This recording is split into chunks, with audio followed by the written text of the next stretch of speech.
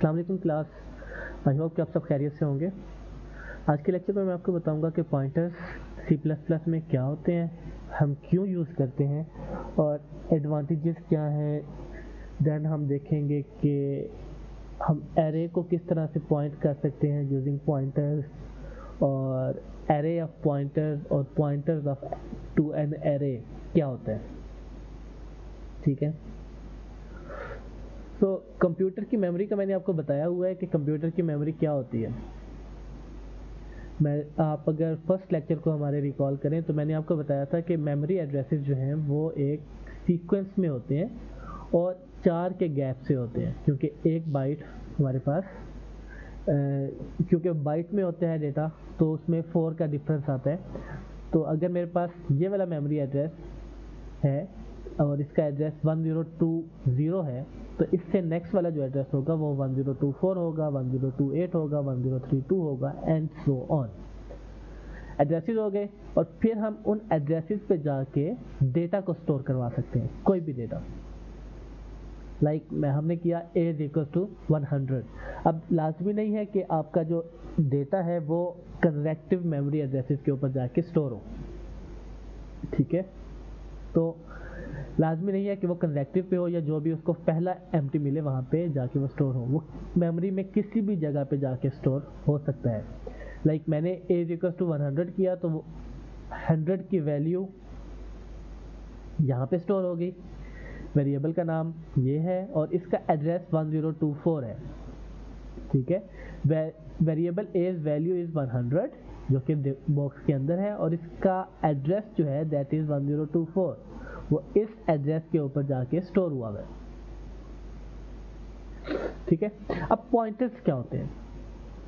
Pointers basically उन addresses को point कर रहे होते हैं जहां पे हमारी वैल्यू या वेरिएबल स्टोर्ड। ठीक है, हम किसी भी वेरिएबल का, किसी भी एरे का एड्रेस फाइंड कर सकते हैं using pointers. A pointer is a variable used to store the address of a memory cell. अब a = 100 किया था हमने, int a = 100, तो a यहाँ पे स्टोर हो गया। अब उस a का एड्रेस क्या है वो हमें पॉइंटर्स बताएंगे।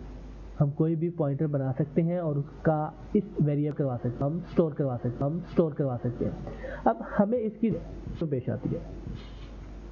अगर आप स्वैपिंग वाले हमारा जो एल्गोरिदम था उसको रिकॉल करें तो उसके लिए हमें क्या करना पड़ता था। जब हम फंक्शन बनाते थे स्वैप का, तो स्वैप के फंक्शन को हम अपनी swapping temp a = b, b = a करके रिटर्न करते थे वैल्यू a और b की, ताकि हमारे पास अपडेटेड वैल्यू आए। जब हम स्वैप कर लेते हैं तो हम उसकी वैल्यू को रिटर्न करते हैं ताकि a और b की जो रिसेंट वैल्यूज हैं वो हमारे पास आ जाए। अब पॉइंटर जब हम यूज़ करेंगे तो हम एड्रेसेस के ऊपर जाकर मेमोरी को स्वैप कर देंगे, डेटा को स्वैप कर देंगे, तो उसके लिए फिर हमें रिटर्न करने की ज़रूरत नहीं पड़ेगी। ये आगे एक प्रोग्राम भी है स्वैपिंग वाला, पॉइंटर्स के साथ मैंने ऐड किया हुआ है इसमें, वो मैं उसमें आपको मज़ीद समझा दूंगा। जब हम पॉइंटर्स के थ्रू वैल्यू को स्वैप करेंगे तो फिर हमें वैल्यू रिटर्न करने की ज़रूरत नहीं पड़ेगी। क्यों? क्योंकि जब हम इस 100 की जगह पे इस एड्रेस पे 1024 रखवा देंगे, यहाँ पे अगर मैं 1024 कर देता हूँ और 1024 की जगह पे 100 कर देता हूँ यूजिंग द एड्रेसेस, तो जब हमने एड्रेसेस के ऊपर ही वैल्यू को चेंज कर दिया है तो फिर हमें कुछ भी वैल्यू रिटर्न करने की ज़रूरत नहीं है, क्योंकि एड्रेसेस पे ऑलरेडी वैल्यू अपडेटेड पड़ी है। ठीक है, तो जब भी आप पॉइंटर्स यूज़ कर रहे होते हैं और पॉइंटर्स के थ्रू कोई भी ऑपरेशन परफॉर्म करते हैं तो आपको कोई भी चीज़ रिटर्न करने की ज़रूरत नहीं पड़ती, क्योंकि पॉइंटर्स ऑलरेडी आपके डेटा को एड्रेसेस की बेस पे मैनिपुलेट कर चुका होता है। ठीक है, तो इसलिए हम पॉइंटर यूज़ कर सकते हैं। We can use the pointer to reference this memory cell. अब मेमोरी सेल क्या है? ये मेमोरी सेल है, उसके अंदर डेटा क्या है? 1024 है, सॉरी यहाँ पे 102 है, 100 है। ठीक है, this is your memory cell, ये जो ब्लू कलर का है this is your memory cell. ठीक है, इसके अंदर ये डेटा है और ये इसका मेमोरी एड्रेस था।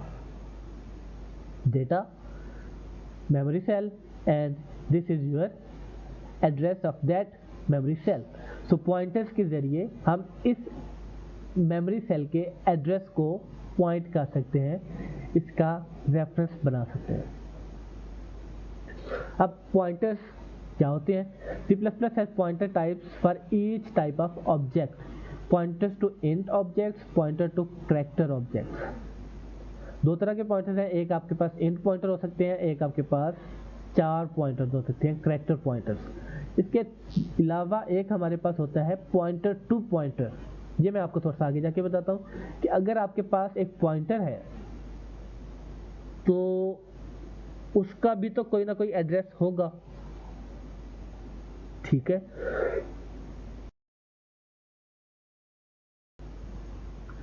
तो उस पॉइंटर के एड्रेस को अगर हमने पॉइंट करना हो तो उसके लिए हम यूज करते हैं पॉइंटर टू पॉइंटर, ठीक है। ये पॉइंटर इस पॉइंटर के एड्रेस को क्या रेफरेंस कर रहा होता है। ये मैं आपको अभी आगे एग्जांपल में समझा देता हूँ कि पॉइंटर टू पॉइंटर क्या होता है। अब डिक्लेरेशन कैसे होती है पॉइंटर की? हम लिखते हैं डेटा टाइप अपनी, उसके साथ लगाते हैं स्टैरिक, ठीक है, और फिर हम लिखते हैं पॉइंटर का नाम, जो भी हमने पॉइंटर का नाम रखना होता है। या फिर आप स्टैरिक डेटा टाइप के साथ लगा लें या फिर आप स्टैरिक अपने वेरिएबल के साथ लगा लें, एक ही बात है, ठीक है। तो यहाँ पे हमने लिखा int स्पेस स्टैरिक n। अब n एक पॉइंटर है, ठीक है, n एक पॉइंटर है। आप इसको इस तरह भी लिख सकते हैं, मैं इसी में ऐड कर देता हूँ, int के साथ स्टैरिक लगा के स्पेस n कर दें। आप इसको इस तरह भी लिख सकते हैं, आपकी जैसे मर्जी दिल करे आप इसको यूज़ कर सकते हैं। स्पेस आप लाजमी नहीं है यहाँ पे, ठीक है। आप ऐसे लगा दें, आप ऐसे कर दें या फिर आप ऐसे कर दें, ये तीनों चीज़ें सेम कंसीडर होंगी, ठीक है। नाउ मैं इसको p ही कर देता हूँ। तो मैंने एक p का पॉइंटर एड्रेस बनाया, एक पॉइंटर बनाया int टाइप का, ठीक है। अब पॉइंटर बेसिकली अपने अंदर मेमोरी को स्टोर भी कर सकता है, ठीक है।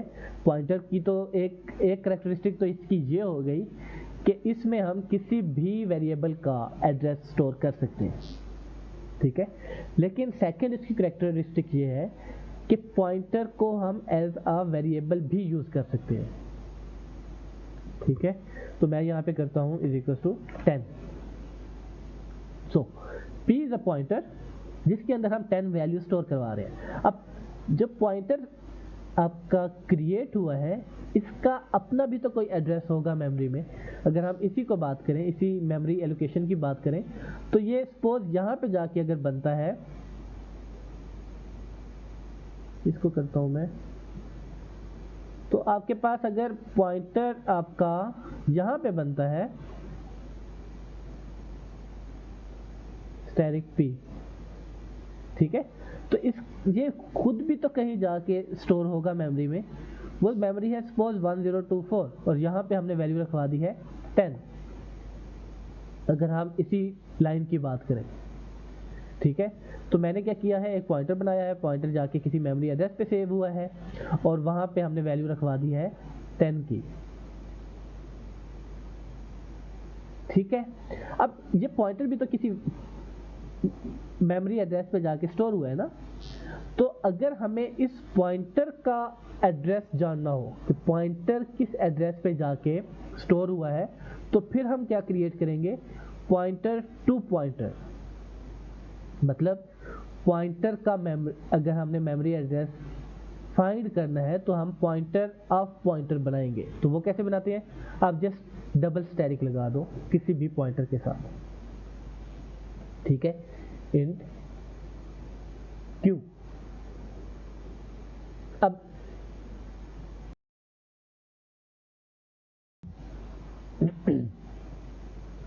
अब हम क्या कर सकते हैं, इस q के पॉइंटर के अंदर किसी भी पॉइंटर का एड्रेस सेव करवा सकते हैं, ठीक है।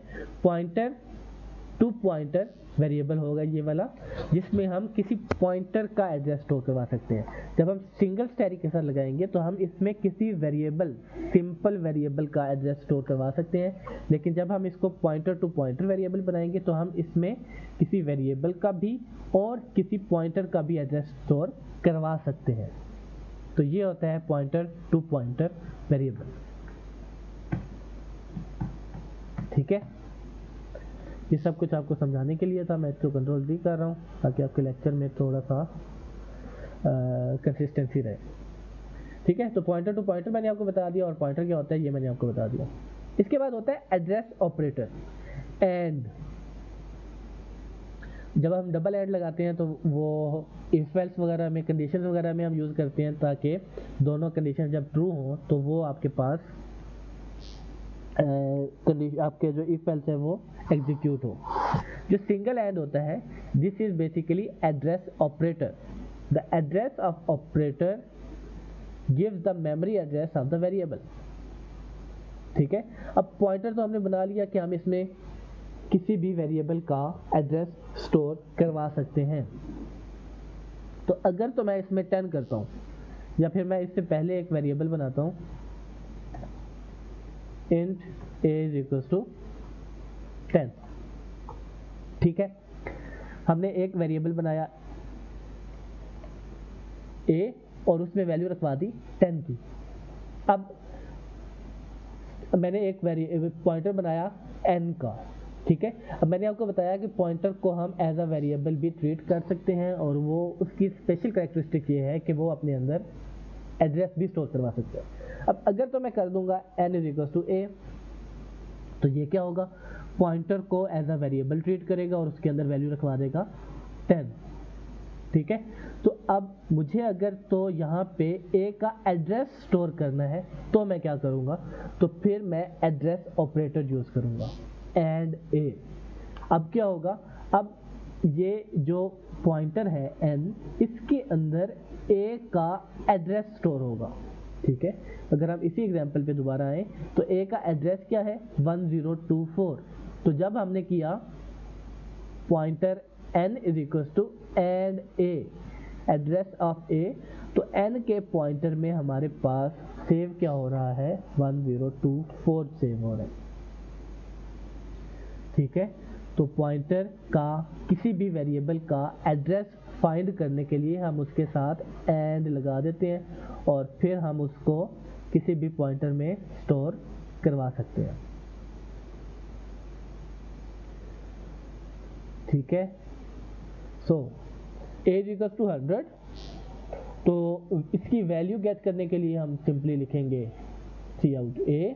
अगर हमने इसका एड्रेस फाइंड करना है जो कि 1024 है, तो हम प्रिंट क्या करवा रहे हैं, एंड a।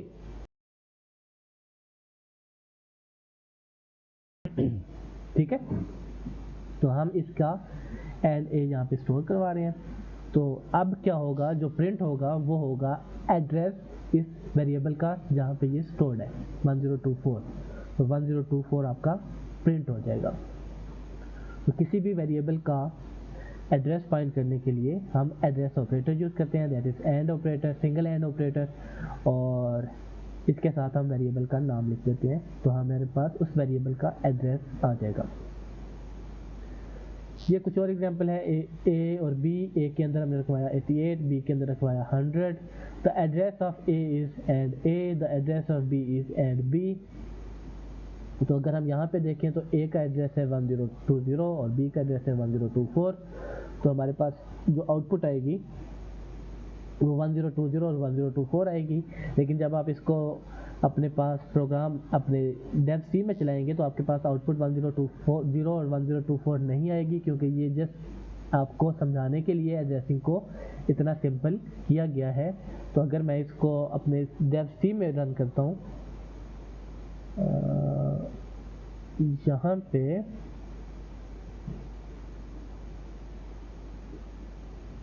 ओके, मुझे जस्ट मेल को कॉपी करना है। तो मैं अगर इसको रन करता हूँ तो मेरे पास एड्रेसेस कुछ इस तरह से आ रहे हैं। ठीक है, तो ये मेरे पास मेमोरी एड्रेस है ए का, ये मेरे पास मेमोरी एड्रेस है बी का। तो आपके पास हो सकता है कि ये वाले एड्रेसेस किसी और तरह के हैं, क्योंकि ये चिपसेट के ऊपर होता है कि आपका मदरबोर्ड क्या है, किस कंपनी का है और उसने एड्रेसिंग को किस तरह से परफॉर्म किया हुआ है। तो ये एड्रेसेस भी आपके पास डिफरेंटली आ सकते हैं। This depends on your chipset of your machine.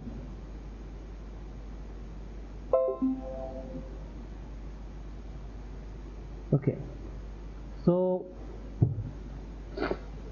आप इस तरह से किसी भी वेरिएबल का एड्रेस फाइंड कर सकते हैं। सो पॉइंटर वेरिएबल, अब हम एक वेरिएबल बना रहे हैं int a is equal to 100 और स्टैटिक p का एक पॉइंटर है, उसके अंदर हम रखवा रहे हैं ऐड a। तो अब पॉइंटर के अंदर a का एड्रेस स्टोर हो गया, ठीक है। तो a का एड्रेस हम यहाँ पे आउटपुट करवा रहे हैं। पहले हमने एक की आउटपुट करवाई वैल्यू, ठीक है, स्पेस प्रिंट करवाई और फिर हमने a का एड्रेस प्रिंट करवाया। देन हमने p की वैल्यू प्रिंट करवाई और फिर p का एड्रेस प्रिंट करवाया। अब हमारे पास आउटपुट क्या होगी, a की value that is 100, then a का एड्रेस है 1024। फिर हम न्यू लाइन पे आ जाएंगे। p की वैल्यू क्या है, बेसिकली a का एड्रेस, ठीक है। a का एड्रेस हमने p के अंदर सेव करवाया था, तो a का एड्रेस क्या है 1024 हमारे पास p में आ गया। एंड देन हम करवा रहे हैं p का एड्रेस प्रिंट। तो p का अपना एड्रेस क्या है 1032, तो 1032 हमारे पास प्रिंट हो जाएगा। 100, 1024 एंड 1032। तो ये आपके पास आउटपुट आएगी इस तरह से, ठीक है। The value of pointer p is the address of variable a। A pointer is also a variable, so it has its own memory address। ये मैंने आपको पहले बता दिया है कि पॉइंटर जो है वो खुद वेरिएबल भी होता है और उसका अपना एक मेमोरी एड्रेस भी होता है, वो मेमोरी में किसी ना किसी जगह पे जाके स्टोर होता है। तो आई होप कि आपको इस प्रोग्राम में इन 4 लाइंस में कोई भी मसला नहीं होगा। मैं इसको दोबारा रिपीट कर देता हूँ। ए में हमने 100 सेव करवाया, फिर हमने एक पॉइंटर बनाया p और उसके अंदर a का एड्रेस स्टोर करवाया, ठीक है। a जब हमने 100 किया तो a हमारे पास 1024 मेमोरी एड्रेस पे गया और उसमें वैल्यू आ गई 100।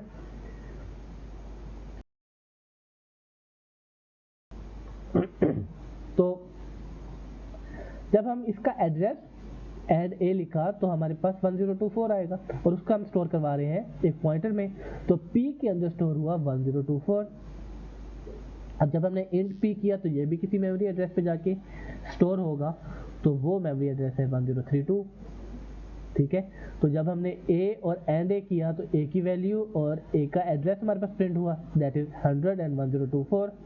फिर जब हमने p और एंड p किया तो p की वैल्यू 1024 थी, क्योंकि हमने उसके अंदर a का एड्रेस सेव करवाया था, और p का अपना एड्रेस 1032 है जो कि जहाँ पे वो मेमोरी एड्रेस में एग्जिस्ट कर रहा है, ठीक है। तो ये इस तरह से प्रोग्राम आपका एग्जीक्यूट हो रहा है। नाउ पॉइंटर टू पॉइंटर, ठीक है। तो अब हमने यहाँ पे एक वेरिएबल बनाया है a, देन एक पॉइंटर बनाया है p, देन एक पॉइंटर टू पॉइंटर बनाया है q, ठीक है।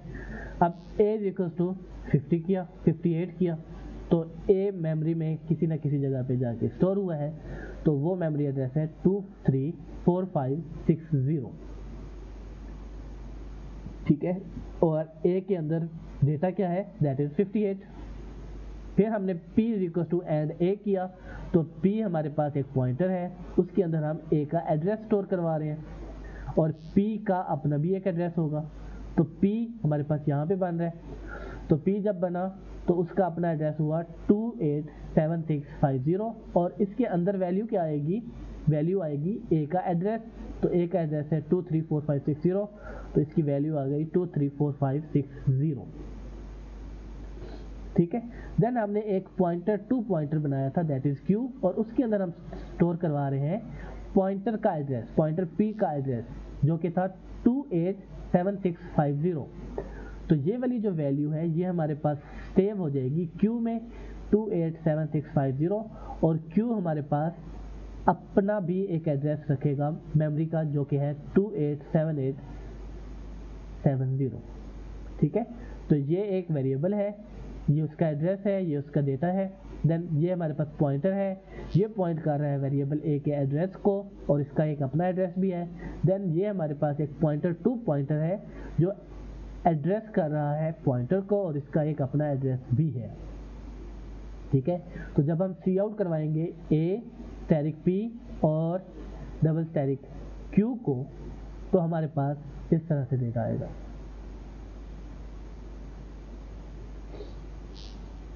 ठीक है,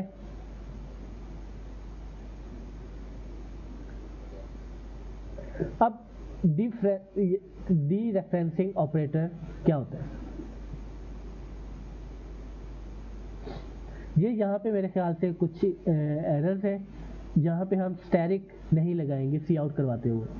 इस कोड को आप देख लीजिएगा। ठीक है, मेरे ख्याल से हम इसके स्टैटिक नहीं लगाएंगे इसके साथ। जस्ट अ सेकंड का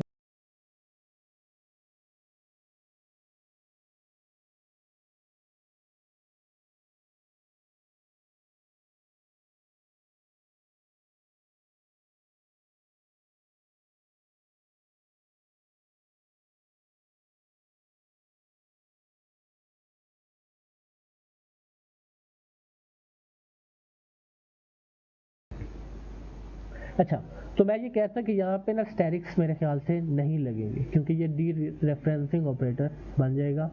तो इसको ट्राई कर लें, मैं ट्राई कर लेता हूँ इसको भी।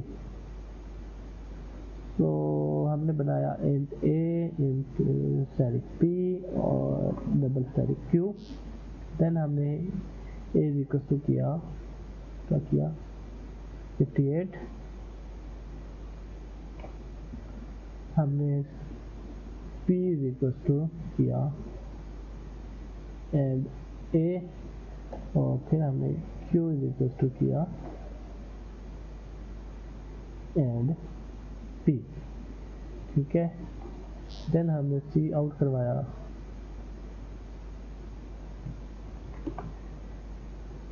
A को स्पेस दी, हमने करवाया P को, हमने स्पेस दी, और फिर हमने करवाया Q को।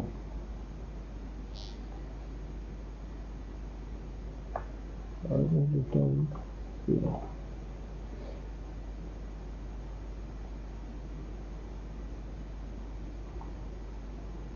स्टैटिक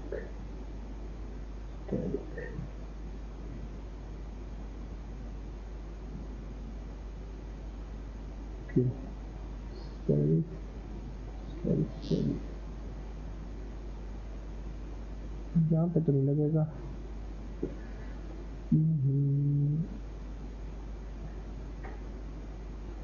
A P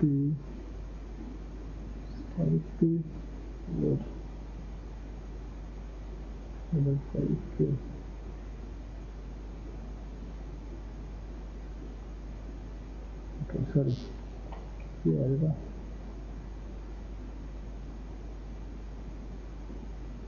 000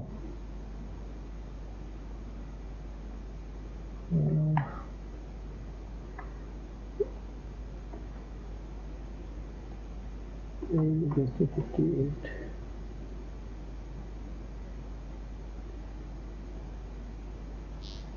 ठीक है, तो अगर हम इस तरह करते हैं तो हमारे पास अब कैसे जाएंगे? हाँ, तो वो स्टैटिक वहाँ पे नहीं लगेंगे क्योंकि जब हम स्टैटिक लगा रहे हैं तो वो डी रेफरेंसिंग ऑपरेटर बन रहा है, तो आपके पास स्टैटिक्स नहीं लगेंगे।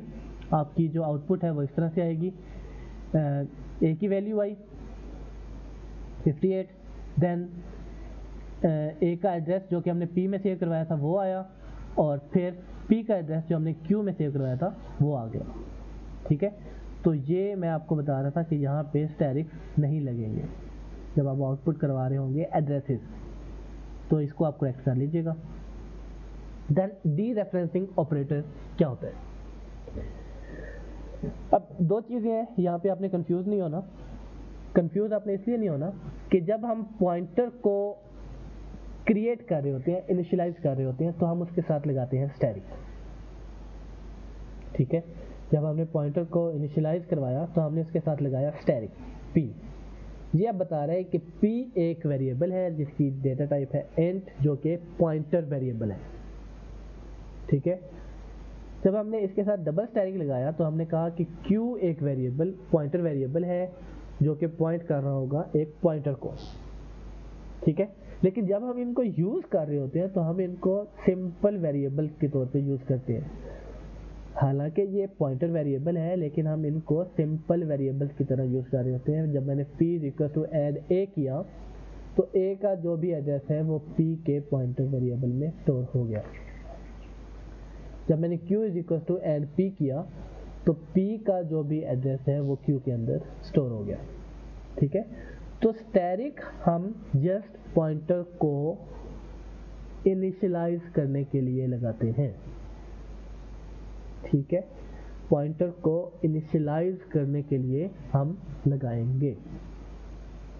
लेकिन जब हम इनिशियलाइजेशन के अलावा इसके साथ पॉइंटर लगाएंगे, सॉरी स्टैरिक लगाएंगे, तो अब ये डीरेफरेंसिंग ऑपरेटर बन जाएगा। ये पॉइंटर ऑपरेटर नहीं रहेगा, this will be a dereferencing operator. ठीक है, अब इसका मतलब क्या है? इसका मतलब यह है कि हमने p के अंदर रखवाया a का एड्रेस। ठीक है, तो p के अंदर है अब a का एड्रेस, तो जब मैं स्टैरिक p को सी आउट करवा रहा हूं तो ये क्या करेगा कि p के अंदर जो भी एड्रेस है उसके ऊपर जाके उसका डेटा हमारे पास प्रिंट करवा देगा। उस एड्रेस को डीरेफरेंस करेगा, उस एड्रेस के ऊपर जाके हमारा जो भी डेटा पड़ा है वो हमारे पास ले आएगा। तो अगर मैं इसको स्टैरिक के साथ रन करता हूं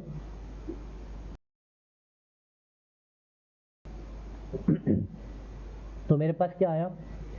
a की वैल्यू, a का एड्रेस और p का एड्रेस। ठीक है, लेकिन अगर मैं इसको स्टैरिक के साथ प्रिंट करता हूं तो अब मेरे पास क्या आएगा? a की वैल्यू, देन यहाँ पे क्या आएगा? इसमें क्योंकि a का एड्रेस पड़ा था तो ये क्या करेगा? a के एड्रेस पे जाके जो भी वैल्यू होगी उसको प्रिंट करवा देगा। तो यहाँ पे भी मेरे पास अब 58 ही प्रिंट होगा। इसको अगर मैं रन करूँ तो इसने क्या किया? 58 a के लिए आया और इसके लिए भी 58 आया कि ये a के एड्रेस पे गया, उस एड्रेस पे जो भी वैल्यू थी उसको इसने प्रिंट करवा दिया।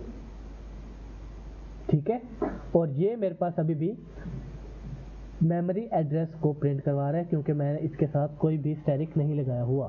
तो अगर हम इसके साथ भी स्टैरिक लगा के सेव कर देंगे और इसको मैं क्लोज करके दोबारा से रन करूंगा तो अब मेरे पास क्या होगा?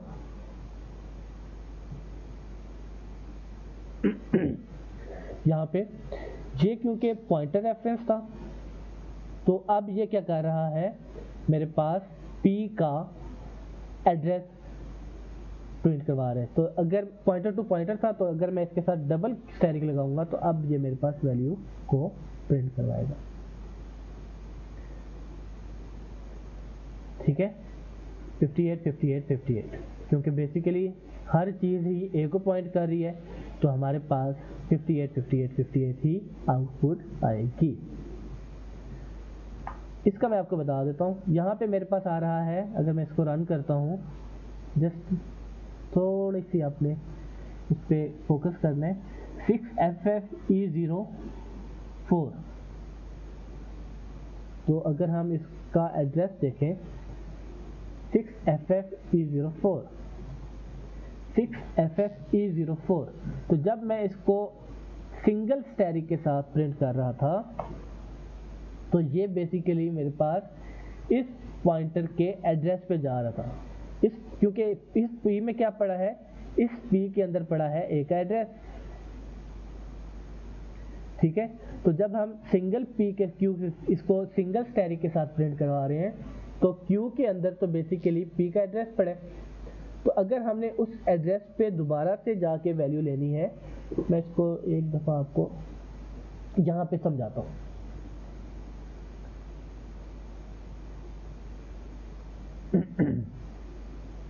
A इक्वल टू 100 किया हमने, यहाँ पे आ गया, कितना क्या है ये वाला, ठीक है। अब A इक्वल टू 58 किया, 58 यहाँ पे आ गया, इसका एड्रेस है। P equal to and A किया, P equal to and A किया तो इसका अपना एड्रेस है और इसके अंदर वैल्यू क्या आ गई, A का एड्रेस। Then Q equal to and P किया तो यहाँ पे वैल्यू आ गई P की, P का एड्रेस और इसका अपना एड्रेस भी आ गया, ठीक है। अब हम क्या कर रहे हैं, जब हम यहाँ पे स्टैरिक P प्रिंट करवा रहे हैं तो क्या होगा, P के अंदर जो भी एड्रेस होगा जो कि A का है वो उसके ऊपर जाके जो भी वैल्यू है उसको प्रिंट करवा देगा। तो यहाँ पे भी हमारे पास 58 ही प्रिंट होगा, ठीक है। स्टैरिक P किया तो P के अंदर हमारे पास वैल्यू पड़ी है 234560 जो कि रेफर कर रही है A को। तो स्टैरिक डी रेफरेंस ऑपरेटर जो है ये हमारे पास उस एड्रेस पे जाके जो भी वैल्यू है उसको प्रिंट करवा देगा। जब हम स्टैरिक Q कर रहे थे, सिंगल स्टैरिक Q, तो सिंगल स्टैरिक Q से क्या होगा कि ये जाएगा इस एड्रेस के ऊपर जो भी यहाँ पे है, उसके अंदर जो भी वैल्यू पड़ी है ये उसको प्रिंट करवा देगा, ठीक है। P की जो भी वैल्यू है इस वक्त वो उसको प्रिंट करवा रहे हैं। जब हम इसके साथ डबल स्टैरिक लगाएंगे तो ये जाएगा इसके एड्रेस पे, तो अब यहाँ पे भी एक एड्रेस है तो ये एड्रेस यहाँ पे आएगा और फिर हमारे पास 58 प्रिंट हो जाएगा। तो ये हम 2 स्टेप बैकवर्ड जा रहे हैं यूजिंग अ पॉइंटर, और हम उसके एड्रेस से दूसरे एड्रेस पे गए और वहाँ पे जो भी वैल्यू है वो हम प्रिंट करवा रहे हैं। इसी तरह से अगर हमारे पास यहाँ पे एक और पॉइंटर होता और हमने उसकी वैल्यू, उसमें जो भी एड्रेसेस पड़े हैं उनकी वैल्यू को हमने प्रिंट करना होता तो हम यहाँ पे ट्रिपल स्टैरिक लगाते क्योंकि हमने 3 लेवल बैकवर्ड जाना था, ठीक है। तो जितने लेवल आपने पीछे जाना है आप उतने ही स्टैरिक लगा देंगे, that is pointer to pointer variable, pointer to pointer आप इसको यूज़ कर सकते हैं फॉर रेफरेंसिंग। और डी रेफरेंसिंग का मैंने आपको बता दिया है कि जब हम स्टैरिक लगाएंगे इनिशियलाइजेशन में तो वो जस्ट पॉइंटर को इनिशियलाइज करवा देगा, और इनिशियलाइजेशन के अलावा अगर हम कहीं पे भी पॉइंटर लगाते हैं तो वो क्या करेगा, उस पॉइंटर में जो भी एड्रेस है उस एड्रेस पे जो भी वैल्यू है उसको प्रिंट करवा देगा। मैं यहाँ पे एक दफ़ा आपको दोबारा समझा देता हूँ डी रेफरेंसिंग ऑपरेटर का कि A इक्वल टू 100 किया तो हमारे पास एक वेरिएबल बन गया A जिसके अंदर 100 वैल्यू है, तो A हमारे पास 100 बना 1024 लोकेशन पे। हमने एक पॉइंटर बनाया P, अब ये इनिशियलाइजेशन कर रहे हैं तो हम इसके साथ स्टैरिक लगाएंगे इसको पॉइंटर बनाने के लिए, और इसके हमने स्टोर करवा दिया A का एड्रेस। तो P के अंदर हमारे पास बेसिकली स्टोर हो गया 1024, ठीक है। तो जब हमने A को प्रिंट करवाया और एंड A को प्रिंट करवाया तो हमारे पास आउटपुट आएगी 100 और 1024 जैसा कि यहाँ पे लिखा हुआ है। फिर जब हम P को और स्टैरिक P को प्रिंट करवाएंगे तो P को जब हम प्रिंट करवाएंगे तो P का एड्रेस आएगा, ठीक है। P में जो भी हमारे पास वैल्यू है वो आएगी, 1024 आ गया। और जब हम स्टैरिक P कर रहे हैं तो P के अंदर जो भी वैल्यू पड़ी है वो एक एड्रेस होगा, उस एड्रेस के ऊपर जाएंगे, उस एड्रेस के ऊपर जो भी डेटा पड़ा है वो प्रिंट हो जाएगा, ठीक है। तो P के अंदर वैल्यू पड़ी थी 1024 और 1024 एड्रेस के ऊपर पड़ा था 100 तो वो प्रिंट हो गया। और जब हम ऐड P करेंगे तो P जिस मेमोरी एड्रेस के ऊपर बना हुआ है वो प्रिंट हो जाएगा। ऐड P हमारे पास एड्रेस लेके आता है, फिर अगर हम p करेंगे तो हम p के अंदर जो भी डेटा पड़ा है उसको रेफरेंस कर रहे हैं, और जब हम स्टैटिक p करेंगे तो p के अंदर जो भी एड्रेस पड़ा है उस एड्रेस पे जो भी डेटा पड़ा है वो प्रिंट हो जाएगा। ठीक है, आई होप कि अब ये क्लियर होगा। मैंने आपको 3-4 एग्जांपल्स के साथ ये समझा दिया है dereferencing operator. Declaring a pointer means only that it is a pointer. जब हम पॉइंटर यूज़ कर रहे होते हैं, डिक्लेयर कर रहे होते हैं, इनिशियलाइज कर रहे होते हैं, तो हम उसके साथ स्टैटिक लगाते हैं, जस्ट ये बताने के लिए कि ये जो वेरिएबल बन रहा है ये पॉइंटर वेरिएबल है। Don't be confused with the dereferencing operator, which is also written with the asterisk. They are simply two different tasks represented with the same sign. अब एक ही साइन है, उससे हम दो तरह के काम कर रहे हैं। जब हम इनिशियलाइजेशन या डिक्लेरेशन पे बात कर रहे होते हैं तो हम जस्ट एक पॉइंटर बना रहे हैं, कंटेक्स्ट दोनों का सेम है, लेकिन जब हम डिक्लेयर कर रहे हैं, इनिशियलाइज कर रहे हैं पॉइंटर को, तो वहाँ पे हम जस्ट वेरिएबल को बता रहे हैं, अपने कंपाइलर को बता रहे हैं कि ये वेरिएबल है और ये पॉइंटर वेरिएबल है, बस। उसके बाद जब हम डिक्लेरेशन के अलावा pointer p static p use करेंगे तो इसका ये मतलब है कि ये एक डीरेफरेंसिंग ऑपरेटर है। और अब क्या होगा, p के अंदर जो भी एड्रेस होगा उस एड्रेस पे जो भी वैल्यू होगी ये उसको पॉइंट कर रहा होगा static p। a is equals to 100, b is equals to 88, c is equals to 8। static p1 is equals to and a, static p2 is equals to p और static p2 और p3 is equals to and c। इसको आप थोड़ा सा copy पे देखिएगा कि आप इसको किस तरह से मैनिपुलेट कर सकते हैं और आपके पास 888 किस तरह से आता है। ठीक है, मैंने इसको एग्जीक्यूट किया हुआ है, इसकी आउटपुट यही आती है, लेकिन आपने इसको समझना है कि आपके पास 888 किस तरह से आ रही है।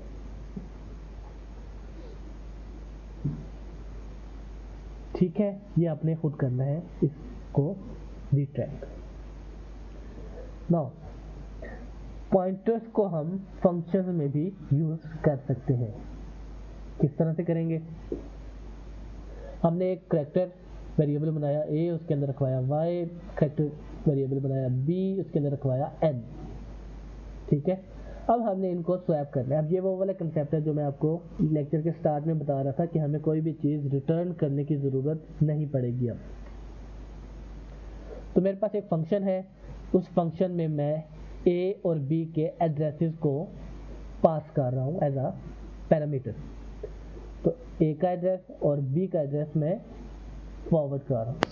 अब यहाँ पे एड्रेसेस फॉरवर्ड कर रहे हैं, तो जब हम फंक्शन बनाएंगे तो उसमें हम पॉइंटर्स अपने पैरामीटर्स बनाएंगे, क्योंकि अब हम एड्रेसेस को पॉइंटर्स में सेव करवा सकते हैं जस्ट। ठीक है, तो मैंने यहाँ पे कैरेक्टर पॉइंटर बनाया ptr1 और ptr2। तो ptr1 में a का एड्रेस आ जाएगा, ptr2 में हमारे पास b का एड्रेस आ जाएगा। ठीक है, अब temp is equal to static ptr किया है 1, स्टैटिक ptr1 किया है। अब क्या होगा, ptr1 के अंदर जो भी एड्रेस था जो कि a का एड्रेस था, अब उस एड्रेस के ऊपर जो भी वैल्यू होगी वो temp में आ जाएगी। ठीक है, ptr1 के अंदर एड्रेस, उस एड्रेस पे जो भी वैल्यू है वो temp पे आ जाएगी, क्योंकि ये डीरेफरेंसिंग ऑपरेटर डीरेफरेंसिंग ऑफ अ पॉइंटर है। ptr1 का एड्रेस पे जो भी एड्रेस है उस एड्रेस पे जो भी वैल्यू है वो temp में आ जाएगी। दैट मीन्स a की वैल्यू temp में आ गई है। ठीक है, अब ये वैसे ही वो हो रही है आपकी क्या कहते हैं उसको, स्वैपिंग हो रही है जैसे हमने सिंपल वाली की हुई है। तो ptr1 में ptr2 की वैल्यू रखवा देंगे, ptr2 में temp की वैल्यू रखवा देंगे। अब यहाँ पे हम मेमोरी एड्रेसेस के ऊपर जाके स्वैपिंग कर रहे हैं, हम वेरिएबल्स की स्वैपिंग नहीं कर रहे हैं। तो जब मेमोरी एड्रेसेस के ऊपर जाके हम स्वैपिंग करेंगे तो ये वाली वैल्यू उठ के यहाँ पे आ जाएगी 88 और ये वाली वैल्यू उठ के यहाँ पे आ जाएगी 100। ठीक है, तो अब जब हमने मेमोरी एड्रेसेस के ऊपर ही वैल्यू को अपडेट कर दिया है, तो जब हम a को प्रिंट करवाएंगे अब तो वो क्या वैल्यू आएगी 88। b को जब प्रिंट करवाएंगे, सपोज ये b है, तो हमारे पास 100 आएगी। तो हमें कोई भी चीज़ रिटर्न करने की ज़रूरत नहीं है क्योंकि मेमोरी एड्रेसेस के ऊपर जाके हमने स्वैपिंग कर दी है। तो ए की हमेशा वैल्यू 88 ही आएगी आफ्टर स्वैपिंग। ठीक है, तो हम यहाँ पे कोई भी चीज़ रिटर्न नहीं कर रहे इस फंक्शन के थ्रू। तो जब हम सी आउट करवाएंगे इस फंक्शन के बाद ए और बी को, तो ए और बी स्वैप्ड होंगे ऑलरेडी, हमने कोई भी चीज़ रिटर्न नहीं की। ये मैं चीज़ आपको बता रहा था कि जब हम पॉइंटर्स के थ्रू मेमोरी एड्रेसेस को एक्सेस कर रहे होते हैं डायरेक्टली, जब हम मेमोरी एड्रेसेस को एक्सेस कर रहे होते हैं तो हमें कोई भी चीज़ रिटर्न करने की ज़रूरत नहीं होती क्योंकि हम डायरेक्टली वहाँ पे जाके मेमोरी को अपने डेटा को स्वैप कर लेते हैं या एक्सेस कर लेते हैं। ठीक है, नाउ पास बाय रेफरेंस। अब पास बाय वैल्यू मैंने आपको बता दिया था फंक्शंस जब हमने पढ़े थे कि उसके अंदर हम डायरेक्ट वैल्यूज फॉरवर्ड कर सकते हैं। अगर मेरे पास ये 4 ए और बी है तो मैं यहाँ पे भी 4 एक्स और वाई बनाऊंगा। ठीक है, तो ये मेरे पास हो गया सेम टाइप का वेरिएबल, सेम टाइप का वेरिएबल हो गया जो कि सेम टाइप की डेटा को अपने अंदर स्टोर करवा सकते हैं। ठीक है, अब वो होता है पास बाय वैल्यू। अब हम बात कर रहे हैं पास बाय रेफरेंस की। तो पास बाय रेफरेंस में मैं ए और बी की वैल्यू भेज रहा हूँ, लेकिन हम बेसिकली क्या कर रहे होते हैं, इनके एड्रेसेस गेट कर रहे होते हैं। ठीक है, तो ए और बी जब आएंगे तो हम एक उनके एड्रेसेस को अपने पास सेव करवा लेंगे। ठीक है, जब एड्रेसेस आ गए तो उन एड्रेसेस को हम फिर स्वैप करवाते हैं। अब यहाँ पे हम वैल्यू स्वैप नहीं कर रहे अगेन, ये जस्ट हम एड्रेसेस को स्वैप कर रहे हैं। ठीक है, उन एड्रेसेस पे जो भी वैल्यूज होगी उनको हम यहाँ पे अपने पास स्टोर कर रहे हैं और फिर उनको स्वैप करवा रहे हैं। तो ये होता है पास बाय रेफरेंस कि आपके पास जो भी पैरामीटर आए, जो भी वैल्यू आ रही हो, आप उसका एड्रेस गेट करके उन एड्रेसेस को स्वैप करवा दो। ठीक है, तो पास बाय वैल्यू में हम डायरेक्टली वैल्यूज को गेट कर रहे होते हैं इस तरह से, और पास बाय रेफरेंस में हम उन वेरिएबल्स के एड्रेसेस को गेट कर रहे होते हैं। तो फंक्शन दो तरह के होते हैं, फंक्शन के पैरामीटर दो तरह के होते हैं, या तो आप फंक्शन में वैल्यूज को पास कर सकते हैं या फिर आप वहाँ पे एड्रेसेस को पास कर सकते हैं। देन आती हैं pointers and arrays. The name of an array points only to the first element, not the whole array. ये मैंने आपको बताया था जब हम array पढ़ रहे थे कि जब हम कोई भी array बनाते हैं तो बेसिकली हम उसके फर्स्ट जो उसका इंडेक्स होता है हम उसको पॉइंट कर रहे होते हैं। फिर हम क्या करते हैं, क्योंकि array सीक्वेंशियल मेमोरी होती है तो वो उसका जो जीरो इंडेक्स का एड्रेस है उसमें जब हम +4 करते जाते हैं तो वो उसका सेकंड एड्रेस पा जाता है, फिर उसका third address, fourth address, fifth address, और जितने भी हमारे पास उसके इंडेक्सेस होते हैं वो सीक्वेंशियली 4 के डिफरेंस से हमारे पास स्टोर हो रहे होते हैं। तो जब हमने एक एरे बनाई जिसका साइज हमने 5 रखा और AF0 का एड्रेस 1000 आया, तो अब हमारे पास AF1 का एड्रेस क्या होगा 1024, AF2 का एड्रेस क्या होगा 1028, AF3 का एड्रेस होगा 1012 और AF4 का एड्रेस होगा 10416। तो हमारे पास जस्ट फर्स्ट एड्रेस होता है और उससे आगे हर चीज़ सीक्वेंशियली चल रही होती है, क्योंकि ये स्टैटिक मेमोरी एलोकेशन है। स्टैटिक मेमोरी एलोकेशन में हमारे पास सीक्वेंशियली चीज़ें चल रही होती है। डायनामिक में आपको नेक्स्ट लेक्चर में पढ़ाऊंगा कि डायनामिक मेमोरी एलोकेशन क्या होती है और किस तरह से होती है। ठीक है, the name of an array is a pointer constant to its first element. अब एरे बेसिकली एक पॉइंटर ही होती है जो कि अपने फर्स्ट इंडेक्स को पॉइंट कर रही होती है। वहाँ से जब हमने नेक्स्ट इंडेक्स पे जाना होता है तो वो ऑटोमेटिकली +4 का एड्रेस के ऊपर जाके डेटा को गेट कर लेती है। ठीक है, तो array name is a pointer constant. So अगर मैं यहाँ पे बात करूँ कि मेरे पास एक एरे है जिसमें 5 इंडेक्सेस हैं 0 से 4 तक, तो मैंने आपको बताया कि एरे का 0 इंडेक्स ही हमारे पास उसका हेड होता है, उसका स्टार्ट होता है। तो अगर हम ए का एड्रेस और 0 इंडेक्स का एड्रेस प्रिंट करवाएंगे तो हमारे पास सेम चीज़ आएगी। उस एरे का एड्रेस और उसका 0 इंडेक्स का एड्रेस अगर हम प्रिंट करवाएंगे तो हमारे पास सेम चीज़ आएगी। यहाँ पे मुझे ऐड करना है क्योंकि उसका 0 इंडेक्स ही वो एरे खुद होती है, एरे का एड्रेस ही उसका 0 इंडेक्स के ऊपर सेव होता है। जैसे मैंने आपको यहाँ पे बताया कि ए का एड्रेस भी सेम होगा 1000 और ए ऑफ 0 का एड्रेस भी सेम होगा 1000, क्योंकि एरे हमेशा अपने फर्स्ट इंडेक्स को अपने पास स्टोर करती है, उसके आगे जितने भी इंडेक्सेस होते हैं वो +4 के डिफरेंस से ऑटोमेटिकली क्रिएट हो जाते हैं।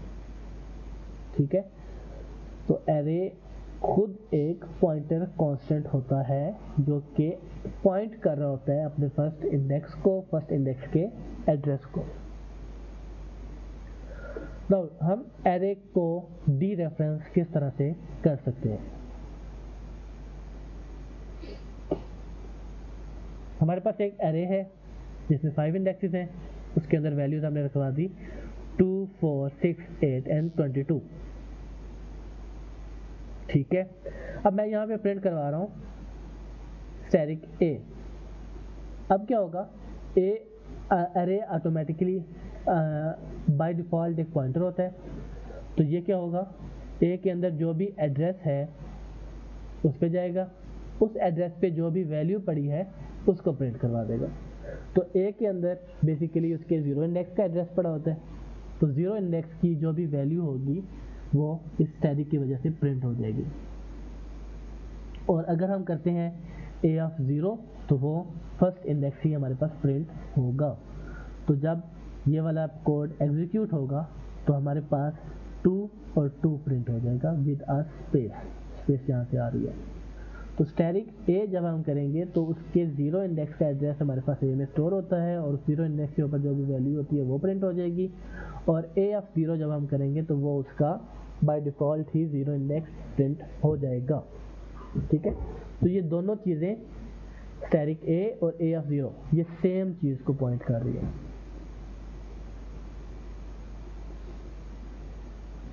Array names as pointers. To access an array, any pointer to the first element can be used instead of the name of the array.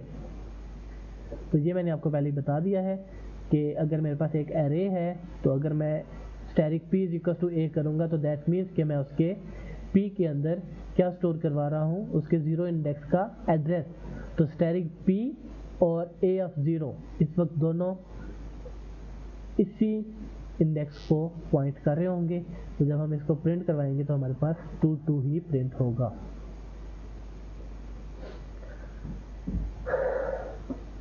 अब यहाँ पे मैंने क्या किया है, एक एरे बनाई है सिमिलरली, और p का एक पॉइंटर है जिसके अंदर मैं एड्रेस सेव करवा रहा हूँ एरे के सेकंड इंडेक्स का जो कि 1 है। तो इस वक्त p इस 4 को रेफर कर रहा है, इस 4 को पॉइंट कर रहे हैं, और हमारे पास a ऑफ 0 2 है। तो अगर हमने 2 2 और 4 4 की आउटपुट लेके आनी है तो हम क्या करेंगे,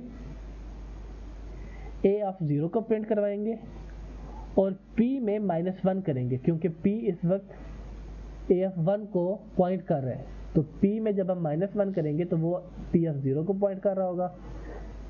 ठीक है, तो ये उसकी वैल्यू 2 दोबारा यहाँ पे आ जाएगी।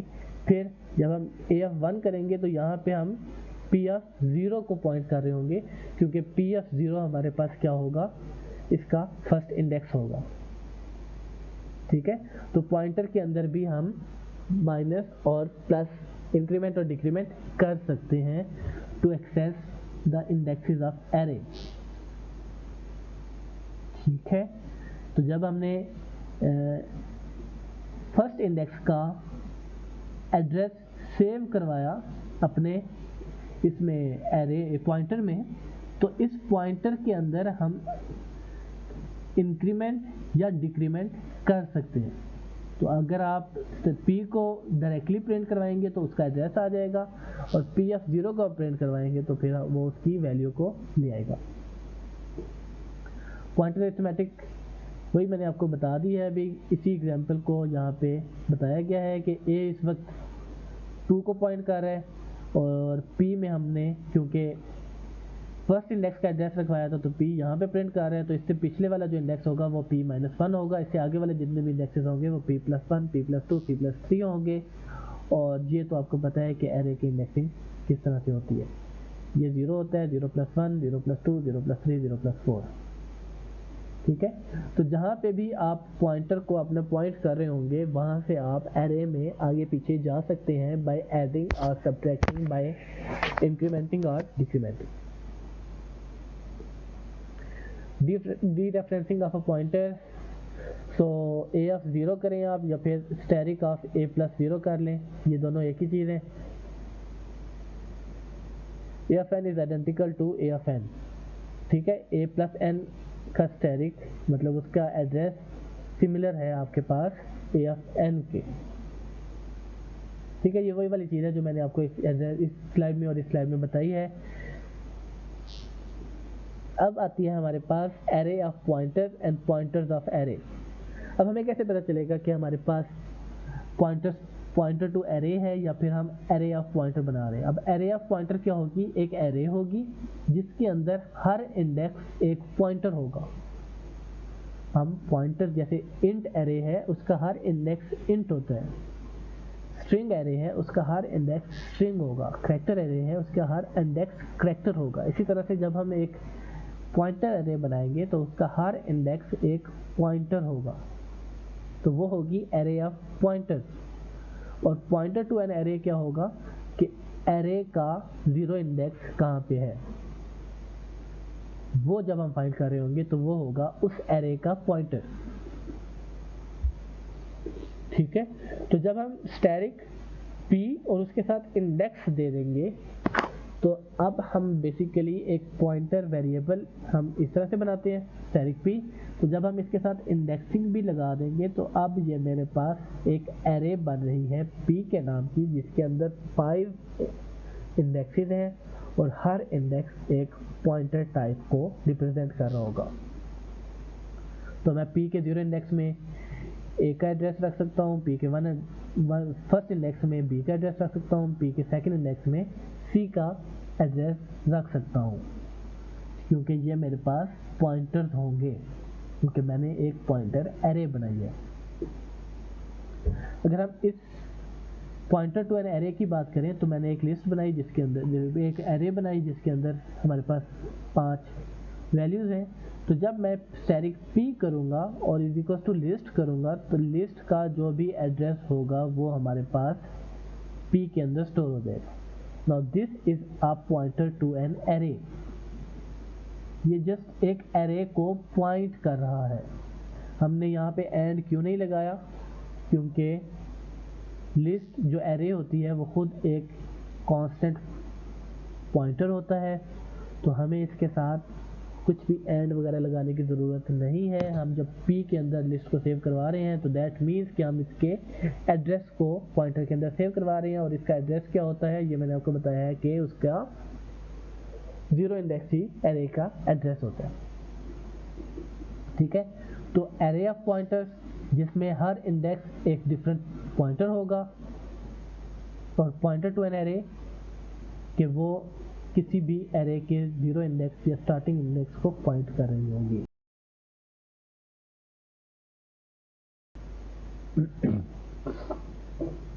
null pointer is a special value that indicates an empty pointer. If you try to access a null pointer you will get an error. तो अगर आपने कोई भी पॉइंटर बनाया है और उसके अंदर आप 0 वैल्यू रखवा दें या उसके अंदर कोई भी वैल्यू ना रखवाएं और आप उसको एक्सेस करने की ट्राई करें तो आपके पास एक एरर आएगा कि आप नल पॉइंटर को एक्सेस कर रहे हैं, ठीक है। स्टैरिक p किया, p = 0 किया, ठीक है।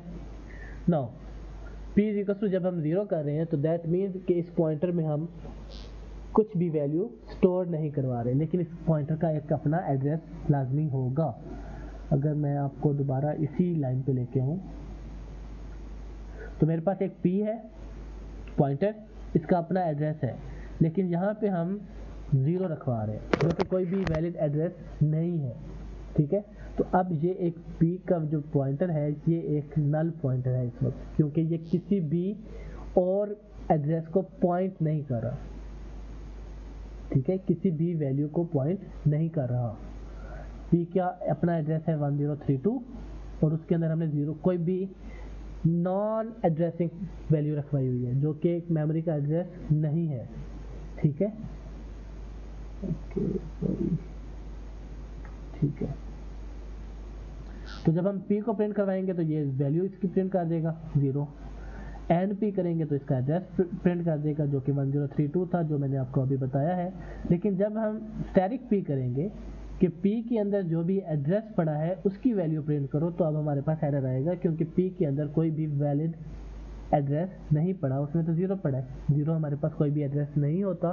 तो अब यहाँ पे आपके पास एक एरर आएगा कि p के अंदर जो भी एड्रेस पड़ा है वो वैलिड नहीं है, तो मैं उसके ऊपर नहीं जा सकता, उसकी वैल्यू को प्रिंट नहीं करवा सकता, ठीक है। तो इस लाइन पे आपके पास एरर आएगा। Benefits of using pointers in C++। Pointers save the memory. Pointers reduce the length and complexity of a program. Pointers allow passing of arrays and strings to functions more efficiently. Pointers make possible to return more than one value from a function, and pointers increase the processing speed. Memory कैसे save करते हैं, क्योंकि आपको पता है कि आपने किस मेमोरी एड्रेस के ऊपर क्या रखा हुआ है, तो आप अपनी मेमोरी को एफिशिएंटली यूज़ कर रहे होते हैं। लाइक अगर आपके पास एक एरे है जिसमें आपने 100 इंडेक्सेस बनाए हुए हैं, लेकिन उसमें जस्ट आपने 3 वैल्यूज़ रखी हुई है, तो अगर आपको 3 ही वैल्यू चाहिए तो आप पॉइंटर्स में सेव करवा लो, तो आपके पास मेमोरी भी बच जाएगी, क्योंकि एरे जो है वो 100 मेमोरी इंडेक्सेस को रिजर्व कर लेती है एट अ टाइम, ठीक है। तो जब आप पॉइंटर यूज़ कर रहे होंगे तो आपको आप 100 मेमोरी एड्रेसेस यूज़ नहीं कर रहे, आप जस्ट वो 3 मेमोरी एड्रेसेस यूज़ कर रहे हैं जो आपके पास काम के।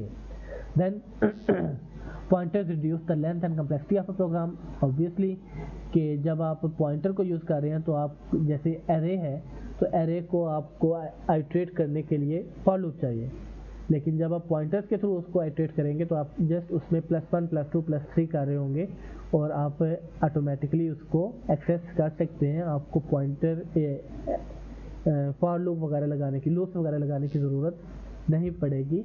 ये मैं जस्ट आपको शायद सिंपल प्रोग्राम में इनका इफ़ेक्ट नज़र ना आए, क्योंकि अगर मेरे पास 3 एरे जो है लूप जो है वो 3 आइट्रेशंस की है, तो आप कह रहे होंगे कि हम उसमें मैनुअली अगर +1 +2 और +3 कर लेंगे तो हमें तब भी फॉर लूप की ज़रूरत नहीं पड़ेगी। तो ये छोटे प्रोग्राम्स के लिए, छोटे प्रोग्राम्स की जो हम कम्प्लेक्सिटी है और लेंथ है उसको रिड्यूस या इंक्रीज़ करने की बात नहीं कर रहे होते, हम जो इंडस्ट्री लेवल के प्रोजेक्ट्स हैं उसकी बात कर रहे होते हैं कि जब आपके पास एक प्रोग्राम होगा जिसमें 5000 6000 या 10,000 तक लाइन्स होंगी, उसमें जब आप एरे और पॉइंटर्स को कंपेयर करेंगे तो बेसिकली आपके पॉइंटर्स जो हैं वो आपके प्रोग्राम की एफिशिएंसी को इंक्रीज़ कर रहे होते हैं as compare to arrays. Pointers आपके पास एरेज और स्ट्रिंग्स को फंक्शन में पास करवाने के लिए एफिशिएंट हैं, क्योंकि आप डायरेक्टली एड्रेसेस को अपने फंक्शन में भेज रहे होते हैं और फिर आप उन एड्रेसेस के ऊपर जाके अपनी मैनिपुलेशन करते हैं। तो आपको एक तो रिटर्न वैल्यू की टेंशन नहीं होती, और सेकेंडली आप क्योंकि एड्रेसेस के ऊपर जाके मेमोरी के साथ अपने डेटा के साथ मैनिपुलेशन कर रहे होते हैं, तो वो थोड़ा सा और ज़्यादा एफिशिएंट हो जाते हैं। देन पॉइंटर्स के जो फंक्शन हैं उससे आप मोर देन 1 वैल्यूज़ को रिटर्न करवा सकते हैं। अभी तक मैंने आपको बताया हुआ है कि फंक्शन से हम एट अ टाइम एक ही वैल्यू को रिटर्न करवा सकते हैं, लेकिन जब आप पॉइंटर यूज़ कर रहे होंगे तो आप मोर देन वन वैल्यू को रिटर्न करवा सकते हैं। Then pointers increase processing speed, क्योंकि ये डायरेक्टली मेमोरी के साथ इंटरेक्ट कर रहे होते हैं, तो पॉइंटर्स जो है वो किसी भी और डेटा टाइप से फास्टर है, वो चाहे इंट हो, वो स्ट्रिंग हो, वो कैरेक्टर एरे हो। ठीक है, नाउ ये एक छोटा सा प्रॉब्लम है 2D एरे को 1D एरे के अंदर स्टोर करवाना। तो मेरे पास एक 2D एरे है जिसके अंदर 3 रोज 4 कॉलम्स हैं, 0 1 2 3 4 5 6 7 8 9 10 11। इस एरे को अगर मैंने 1D एरे के अंदर स्टोर करवाना है तो मैं कैसे करूँगा? ये उसका सोल्यूशन है। आपने इसको ट्रैक करना है कि हम इसको किस तरह से, ये किस तरह से चल रहा है और ये किस तरह से काम करेगा। ठीक है, ये आपने इसको खुद ट्रैक करना है कि इसको ड्राई रन करना है अपने पेज के ऊपर कि ये किस तरह से काम कर रहा है और ये सही काम कर भी रहा है या नहीं, ये चलेगा भी या नहीं, ये 2D एरे को 1D एरे के अंदर स्टोर करवा भी देगा या नहीं। ये आपने इसको खुद ड्राई रन करना है और इसको समझना है। ठीक है, सो दैट्स इट। आज का लेक्चर इतना ही है। अगर आपका कोई भी क्वेश्चन है तो आप मुझसे ईमेल पे पूछ सकते हैं। थैंक यू सो मच, अपना ख्याल रखिएगा। अल्लाह हाफिज़।